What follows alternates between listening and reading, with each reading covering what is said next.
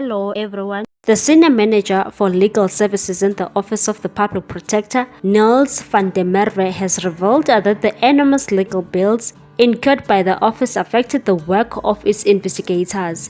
On Wednesday, van der Merwe told the Parliament Committee for the Section 194 inquiry into suspended Public Protector Advocate Mkhwebane's fitness to hold office and that the office has spent 147 million rands on legal fees in the past 6 years. Van der Merwe wrote on an affidavit, with burgeoning litigation costs, it obviously meant that other costs had to be kept. This also meant that investigators were restricted from conducting investigations physically. They became unable to interview witnesses in person or to source the services of expert witnesses. It also had a significant impact on training. It results in the number of reviews increasing, resulting in a greater legal cost and money being available for operations. Van der Merwe confirmed invoices and payments made to law firms representing the office of the PP. He told the committee Senego attorneys received the lion's share of legal instructions, totaling about 55 million rands for sources rendered from June 2018 to May 2022, with Advocate Dalimpofu receiving more than 12.2 million rands in fees.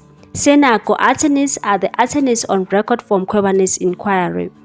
Other payments listed were to Advocate Bright Shabalala, who is also part of the PP's legal team for the inquiry, who received 9.12 million rands, Advocate Muzi Sekakane, who received 4.7 million rands, Advocate Vuyani Ngalwana received 4.7 million rands, and Advocate Tobani Masuku got 4.5 million rands. Some of the costs include the office of the PP spending 213,000 rands on legal opinion relating to whether Mkhwebane could receive crowdfunding to pay for a personal cost order of 226,621 rands issued against her in the Reserve Bank case. It also includes more than 200,000 rands in obtaining a legal opinion on the appointment of Mkhwebane's special advisor.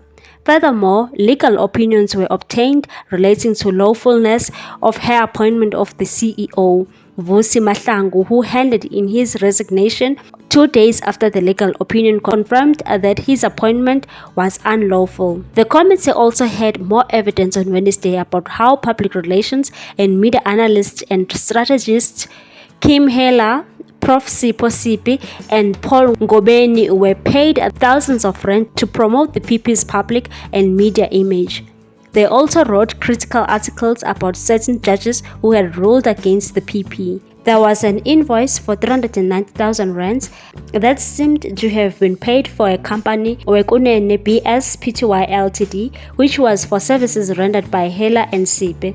Van der Merwe told the committee the company was not on the database of the service providers of the Public Protector. Evidence leader Advocate Nazrin Bawa told the committee it had since been established that reference used on the invoice SSKH stood for Sipho Sepe and Kim Heller. At the start of the hearing, Mkhwebane again indicated her unease about being present at the hearings without her legal representative present. This after Dalimpofu walked out of the proceedings a week ago. She indicated the ruling the previous day, which did not allow her to be excused and made her feel like a hostage. She requested that the committee must give her reasons why her request is being declined. The committee chairperson Ubudile Gyangi said, "Your request to be excused is denied. It's in your best interest to be here. This is an exercise in accountability. This is the work of the National Assembly. As the head of the Chapter 9 institution, you account to this body." It is in hectic. Share your views on this one. Thanks for watching. Please subscribe for more news.